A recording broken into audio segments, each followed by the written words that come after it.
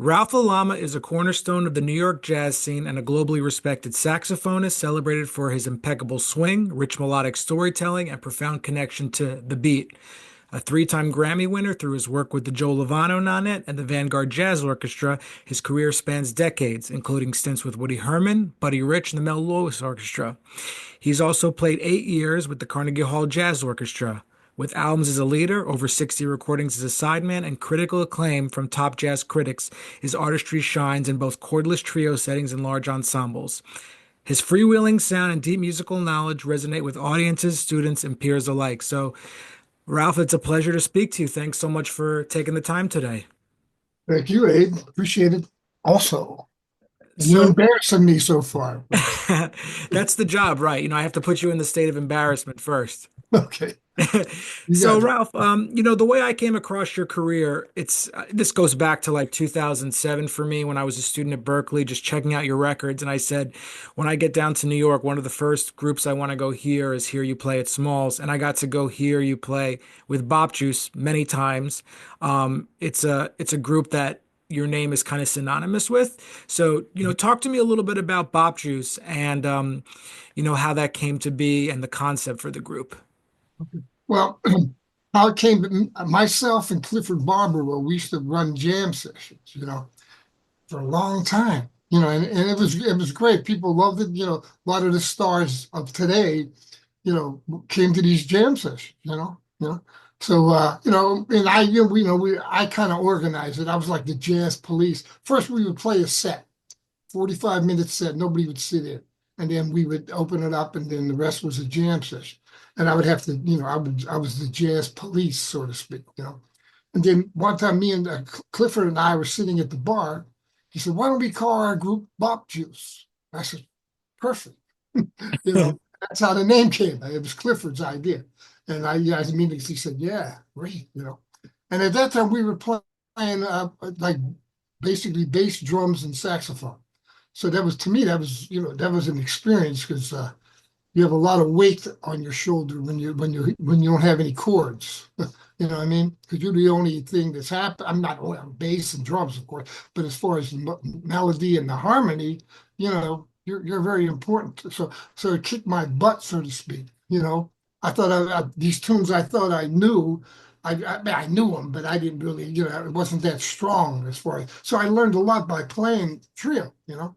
And then we just continue to go. And now I do it with an organ.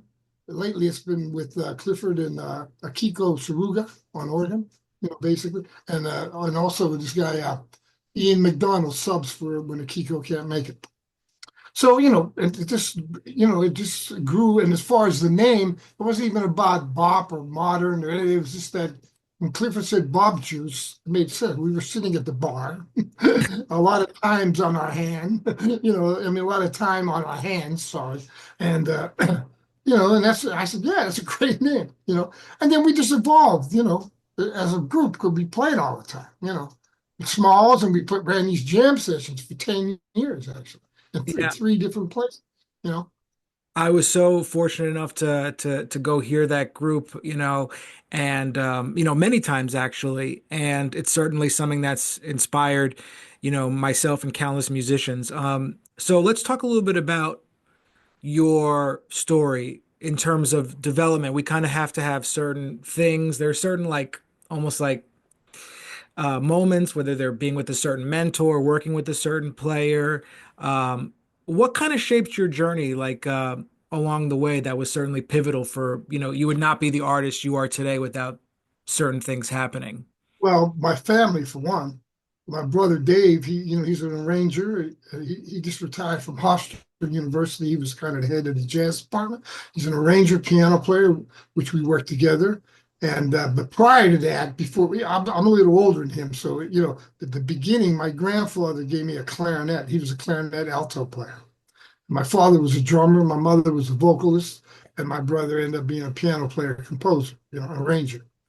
And so, and then my father listened to jazz, and at that time, I don't want to say how old I am, but but like I was into James Brown and Temptations and stuff, and I've been playing since I was 14 years old, as far as even with a group. We had our own little group, but we played those tunes. We weren't playing jazz, but I was improvising on those tunes. So I didn't know what I was doing other than using my ear and saying, that's the wrong note, that's the right note. And then I started really listening to jazz because like it was in the house. And I started digging like Sonny Stitt and, Gene Ammons and some of the organ groups.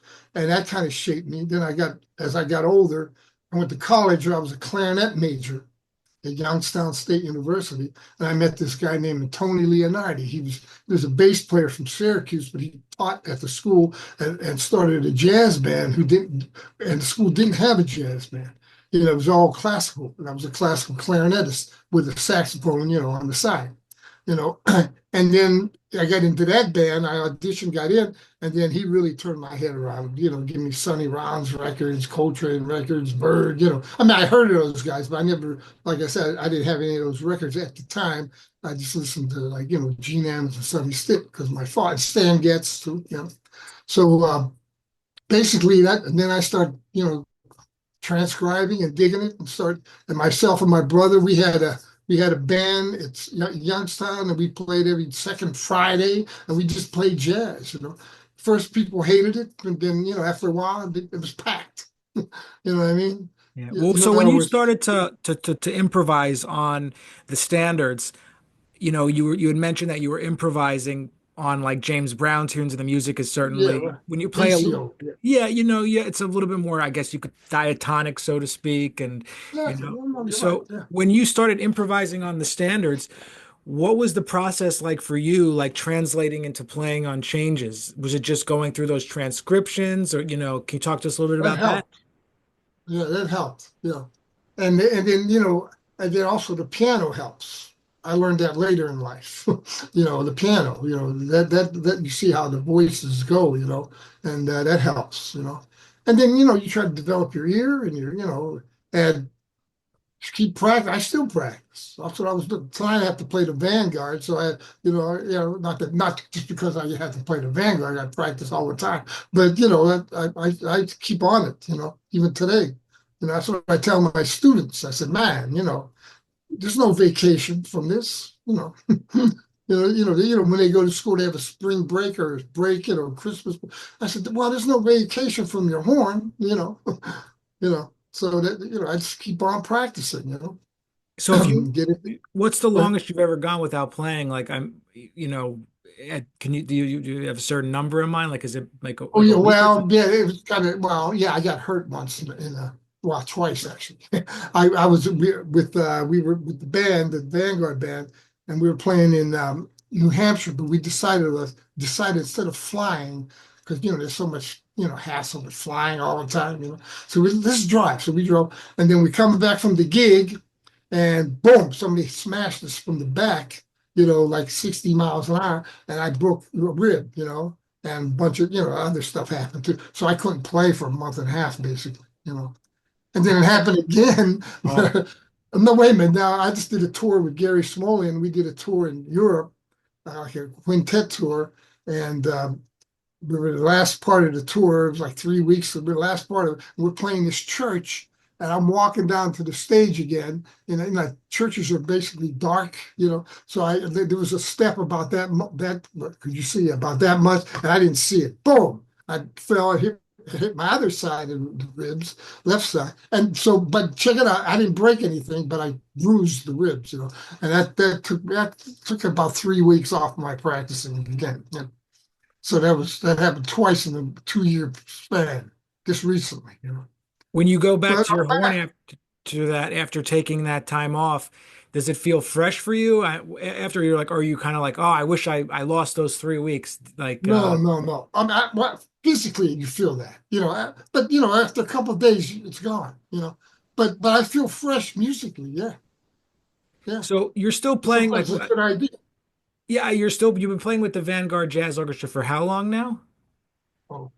I started in 1983 as a leader. I mean, as a regular. Yeah, 83. So about 40 years.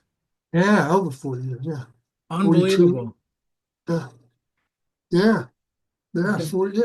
the Village Vanguard is, people would say, the most famous jazz club in the world. Oh yeah.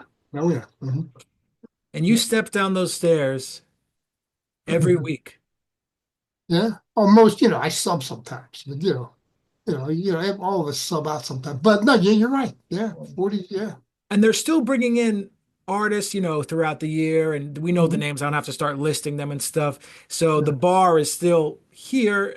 So when you go down the steps now, do you still feel that same Oh yeah. excitement you did back in the 80s? I would I do. imagine. Yeah, I do. Yeah. Sure. When we start playing too, because the music's great, We still play Thad, still play Brookmeyer, excuse me, and we play Jim McNeely stuff too. So the range and a little bit of slide, a couple of arrangements we did. We did a record with slide, for slide, played his arrangements. So we still do some of that, and so it's great music, you know. So I enjoy just listening to everybody play too. I mean, improvise, Yeah. band to get, playing together too. And I think, 40 years is a long time. If you didn't want to be there, you wouldn't be there. You know what I Oh, I mean? know, yeah. Oh, Yeah. sure, yeah. It's great, right? Why not? You go on Monday night and play. Yeah. What's wrong with that? Yeah. And you mentioned something too, which I wanted to talk to you about, which was about there's no vacation. Yeah. Um, the world is drastically changing with technology. People want things quicker now. Do you Mm-hmm. find that the students have changed over the years Oh, because yeah. of the advent of, technology? There are some good things about it, but Yeah. it's the attention spans are shortening. Yeah. Are the students just as committed now, you think? Well, Can no, you- some of them are. Some of them still they break through that, but a lot of them, yeah, you have to like remind them that they're human beings. They have a heartbeat. But even in 10 years, it's probably changed, I would imagine, with the Yeah, students. sure. That. Oh, yeah. And you're right about the attention span, but I teach at SUNY Purchase, in SUNY, in Purchase, New York, Hmm. in SUNY, and like, we're a small school, but we choose who we want, because we have to, it's not it's not Berkeley, you know, but so we're hands on, so it's good in that way because if they know that they have to work. If they Oh, don't they don't work, let just anybody in. They don't let. I did yeah, not get. I did not get in when I was younger, but it's okay. It worked out for the best. yeah, It's all our yeah, journey. John Abercrombie was on faculty there. sure, John, a lot of big jurists, Vic John, Juris, right? yeah, a lot of, yeah, a lot of Did guys. you ever hang with John? When Sure. you were there? Yeah. Yeah. Played with him a couple times too. Sure. Oh yeah. What was that like? Because there's so many dichotomies of this music, and John has always been kind of a pioneer of the electric guitar and sort of adventurous. So can you talk about playing with him a little bit? Yeah. But I remember we played a couple gigs, and it was basically like we didn't play too many originals on it. I just we played basically standard, and it was different. You're right. It was like different. And for me, I just try to listen to what's going on and try to play. Rather than I'm going to play this. This is the way I play. Because that is the way I play. I try to play with people, you Yeah. know. So when you listen to John solo, do you kind of like say, oh, that's interesting. Like maybe I could try to develop my line Yeah, into the. over there. At that moment, yes. At the moment, sure. Yeah. Yeah, that's what you're trying to do, you know. Yeah. And then, and I remember I thought we had fun. I thought, well, I enjoyed it. Yeah. We used to hang, just in school, we talked to each other and stuff, you know. And same with Vic Juris too, He was Rest different rest than both John. their souls. Yeah, yeah, right, exactly. You know, so like so there's a lot of stories there, I guess. Ralph, I remember I was maybe about 10 years ago, I was watching a video of you on YouTube, just another interview, believe it or not. And I remember you talked about teaching the students should understand that if you're going to dedicate your life to this art form, that you will be teaching at in some way or another. There's a lot of misconceptions about being a jazz musician. There's a lot of people go to school and they walk out of school. Oh, I'm going to have a career right now. I'm going to get signed to a label. There's a lot of mystery about this life. And there's certainly a lot of misconceptions out there among young musicians and the masses about this life. And you said it's so great before, there's no vacation. Do you feel strongly about certain things that you wish more people understood, whether younger musicians trying to get into this business or even just, the general public? Yeah, well, I mean, I think the musicians find out when they get out of school, when they see, that's the best, experience is the best teacher, I mean, we could say all we have to say, and, as a teacher, you say, oh, well, it's not quite, but then until they experience it, because I have a lot, to answer your question this way, I have a lot of students that I still see and sometimes even play with, rhythm section guys and even saxophone players, and so when I see them later in life, or 5 years later, 10 years later, 3 years later, they always say, the fat guy was right, meaning me. That's what I always tell them. But once they experience it, they learn and they deal. And that's what it's about. In anything. I don't care if you're a lawyer. Yeah. You I can know a only lot of learn on lawyers. the only learn on the Go ahead. bandstand, right? Huh? You can only learn on the bandstand, right? That's right. Yeah, that's right. Learn on the bandstand, and and when you got to deal with owners and agents, and you just you got to be yourself for one. Don't be afraid to be yourself. And don't think that everybody's always putting you down, because they don't give you the time of day, basically. Yeah. That's only in passing. Oh, he's sorry. Yeah, right. Then that doesn't, it doesn't, there's no value to that. Just be yourself and practice and play and be smart business wise. Don't just think that everything's going to be handed to you, because it's not. Yeah. But be You know. yourself. I think that's such a valid point. So, did someone tell you that? Because it's such a interesting thing to hear some of the, most amazing players like yourself and other people I've talked to on the podcast. They always say, be you. Don't try to, Yeah, yeah. emulate's okay, but you have, at the end of the day, you have to be Oh, yourself. you emulate. That's the first step. Right. Especially learning to play. You emulate first. And then Hmm. hopefully you get to the. I even tell myself, look, I'm the thing. Have a big thing about transcribing, because, well, they say, well, I'm not going to be myself. Well, when you transcribe, you set a pat you set what, a precedent for yourself, because you have to compare yourself to the guys you're playing with. Not like you sit around and compare yourself, but you just, when you play, you say, wow, my stuff isn't as strong as his stuff. So you start, like, in other words, when you first start like improvising, say you suck 80% and you have 20% that you're good with. And then when you try to transcribe, it starts going like this. You know what I mean? Because you're playing somebody else's stuff, but you're learning from it. So you're gonna, if you have like any talent at all, what you do, then you're gonna start getting better, and then you're gonna start tying things differently than he did or she did, whoever your heroes are. Yeah. Okay, so then that 80-20 turns up being 80-20 the other way. You know what I mean? And then if you're going to be an innovator, you will be. You know what I mean? And if you're not, you're still going to be good. Yeah. You're going to Um, function. You're going to function. let me ask you this. And I'm 37. I've been performing this music, like, let's say publicly, for, I don't know, 16 years or something like that. And that's not that long. Right. But there's never been an A, like I give myself an A on the performance. It's always in that B plus. Yeah. You know what I mean? Like, or Sure. maybe like Yeah. just on the cusp of like 89.8 to round up to a 90. But Yeah. does that change, or is that always like it's when you're a jazz musician, it's just you're never gonna feel like, I mean, or is it just you feel you want more, expect more of yourself? I'm not sure how you think about that or not. Well, no, yeah, I do. I mean, it varies. You have good nights and bad nights too. Right. So I have, I don't know if I ever gave myself an A plus, but I saw that was, I felt good that night. Yeah.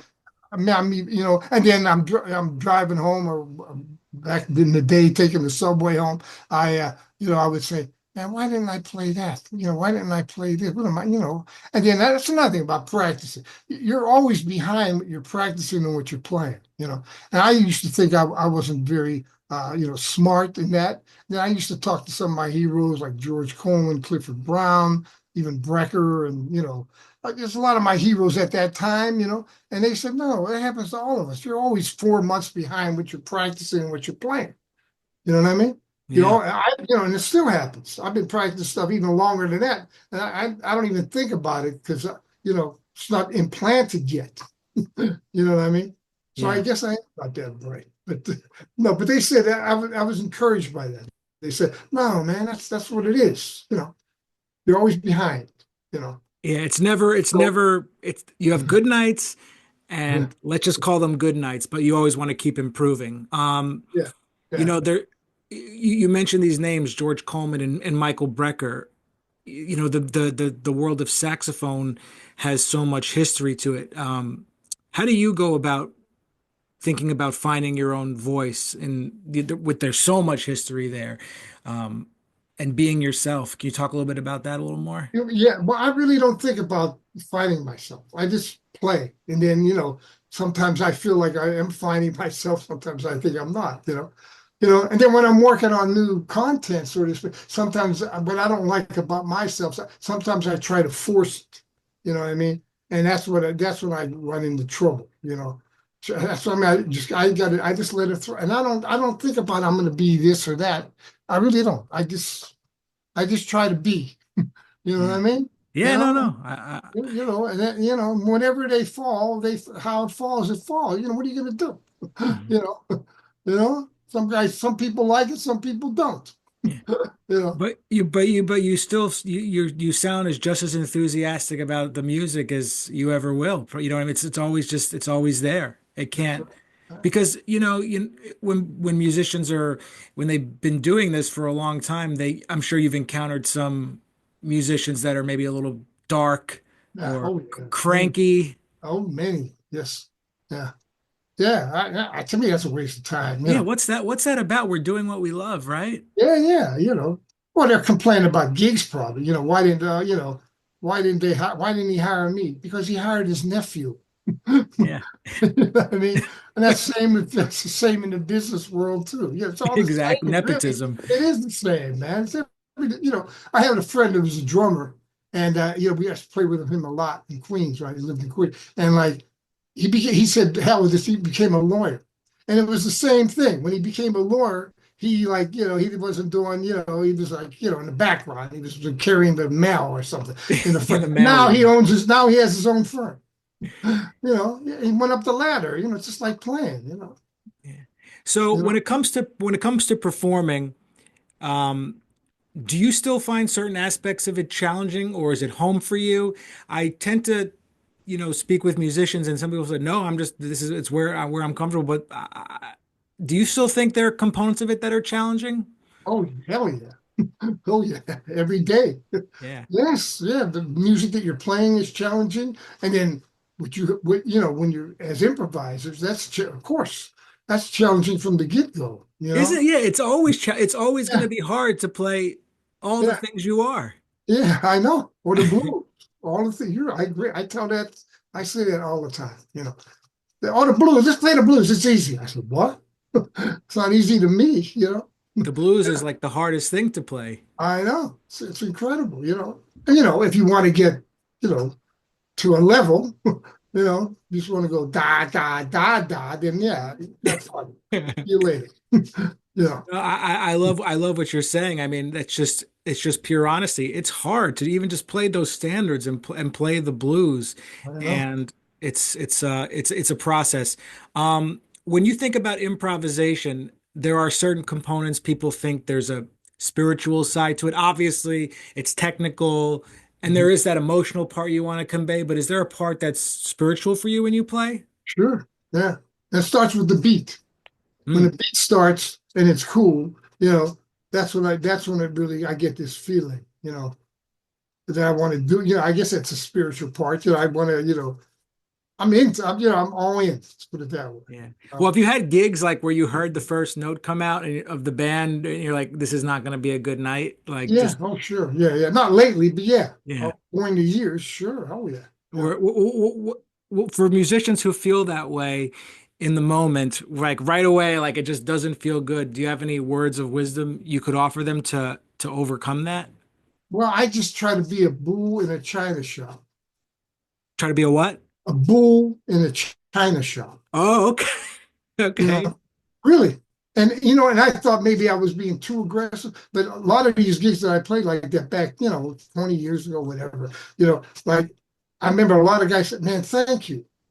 They thanked me. Said, because in other words, instead of like just falling down and going with them, and whatever that means. But I just I just went straight and played, and then they had to come up, like especially the drummers, because some drummers you start playing, and I want to turn around and say, are we going to stop?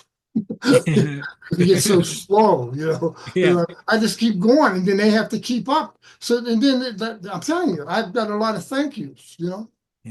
and I thought Uh, it would be the opposite, I'm kind of curious too. Thinking back on your journey, is there a skill or a concept that you learned that you look at completely differently now? Yeah, probably practicing. Yeah, Hmm. yeah, yeah. Just like so probably practicing. I changed, in a way of like I'm more disciplined now. Let's put Yeah. it that way.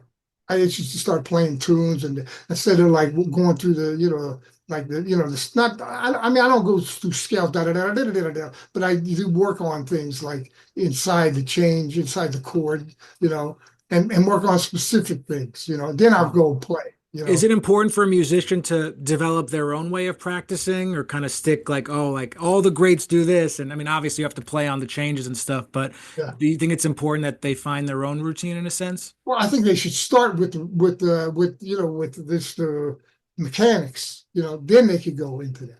Hmm. In other words, yeah, just start, be disciplined with, even though it might even be boring sometimes, See, that's another thing. I learned that it wasn't boring. At first I thought it was. Then when I started getting into it, I said, this is not boring, like I thought it was. Because you get real meticulous with things, even from D to E. You know what Yeah. I mean? You thought that, that was like so easy, but now it's not. I mean, not that it's not that it's hard, but I hear different things there now that I'm not doing or that I should be doing or that I am doing. Yeah. You know what I mean? Are you still teaching at NYU? No, no, No. I was done with that in 2019. Okay. Yeah, Okay. You were yeah. there for a while, I know. Oh, 29 years. Yeah, Mm. Yeah. yeah, I know yeah, the department's changed yeah. as well. It's in a different building than when I was there. But Mhm. Purchase is if people want to study with you on the collegiate level, that's where they should apply to go to school. Yes, yes, yeah, Yeah. definitely. Yeah, and they want to purchase as a school playing. You play. They have a lot of ensembles, small, big Latin thing, Latin big bands, jazz big band, a lot of small groups, a lot of them, and then people like to play and they play on their own too. We encourage it, of course, Right. you Well, know. we're just starting the new year. So what's coming up this year for you that you're looking forward to musically or personally? Anything exciting you could share with us? Yeah, well, let me think. I think we're going to do another record with the band. We're going to do another CD with, Paul McNeely. Hmm. We have a week there in February at the Vanguard, a whole week, 8 days to be exact. And then I'm going to Boston in February. You know, I can't remember everything. I Well, it's write going to things be down. cold. That's going to be super cold. I know Boston. Yeah, yeah, I yeah, hope you got a good jacket. yeah. I do actually. I do. Well, I won't. I don't want to bore you with the story, but no, I'm gonna bore you with the story. I went, I'm from Pittsburgh, right? And then like a long, it was about a couple of years ago. I went to the mall in July. I went to the mall because I want to buy me a jacket, especially walking through Manhattan with all the wind and stuff. I want to buy me a coat or jacket that's going to keep me warm. I mean, 'cause I never really had a thing that was really warm. So I Yeah. went to the mall near Pittsburgh, and I saw this jacket there, and it said $500 now 250. So I tried it, and I like it. This is going to be warm, man. So I went to the guy and I paid for it. I was going to pay for it. The guy went, on the computer. Blah, blah, blah. He said that'll be 29.99. I said, Oh, what? I'll take it.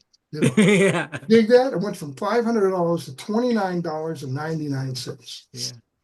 Was that like a computer error, you think, or just No, it wasn't. marketing? No, that's just because my wife was with me, and I kind of nudged her because she was going to say, "Oh, well, I don't think, it's, and I, I went like that, and then and then she didn't say anything. But then he did it. I don't know. I guess he did it twice for some reason, and then about 29.99. One time I went to a restaurant and my bill wasn't that much money, and the server changed like my bill with another table's who was more expensive. Well, So they paid my bill yeah, and they like fled the scene. And yeah, I'm like, I'm not paying for this. So the server got in trouble, but the other people should have been. It's kind of yeah, similar, I thought. But yeah, yeah, yeah, yeah. yeah. Ralph, Okay. this is such a pleasure to talk with you and hear, all of your stories, and they are truly words of wisdom, and I'm sure everyone who's listening to this podcast is gonna certainly benefit from it. So, just want to say Yeah, thank you my so much for pleasure. doing it. And thank you for asking, man. So, Yeah. yeah, it's fun. Oh, Yeah, my pleasure. yeah. Were you playing? Well, I'm mostly Jersey, New Oh yeah. England. Uh-huh. Yeah, I had a regular gig in Manhattan for like 3 years on Sundays, but now I'm a lot of Jersey stuff right now. The city's kind of harder to, you Yeah. know, than it's a little bit harder to play in than it maybe was before the pandemic. At least I think so. Yeah, no, I agree. Yeah, it's hard. I'm Yeah, still working on it too. Yeah. yeah. Yeah. But Yeah. Jersey's my home, so but it's right over the bridge. So Yeah. I hear you. Yeah. yeah, Yeah. Now you awesome. gotta pay $9 too. Exactly. Jeez. I know.